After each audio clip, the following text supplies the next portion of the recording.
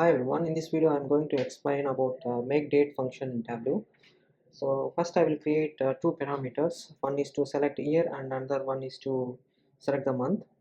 Let's say I am going to create a parameter with the name choose year.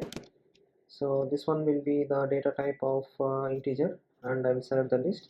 I will provide few year values. Let's say 2020, 2021, 2022, 2023 and 2024. So I don't want to display with comma separated, so because it's a year not a number, so I will remove the comma from this list.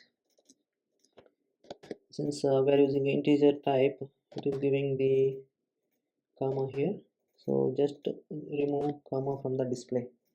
Okay, so that user will look the values like this, will see the values like this. Okay, click OK. Next, create one more parameter for the month. Create parameter choose month.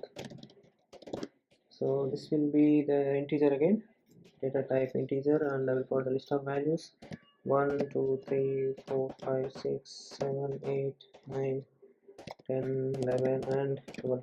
So we'll display as the instead of 1 and 2 we'll display as January, February, March, April, May and so on. So we can complete that one. So for now I will leave it here. Click OK. If you right click and show parameter, you will see the values like this, and if you right click choose month, you will not see the numbers 1 2 3, but you will see the display as values that we have provided. Okay, now I want to make a date field out of these two. Let's say click on the drop down, select create calculated field, and I will name it as selected date. Okay, so make date. So make date is a function. So make date function returns a date value constructed from a year, month and day of the month. So we have to provide three values here, year, month and day. So I will choose year comma choose month. As we don't have the day value, by default for all the months it will be 1. Okay, if you provide only 1, it will be 1 for all the months of the value. Click OK.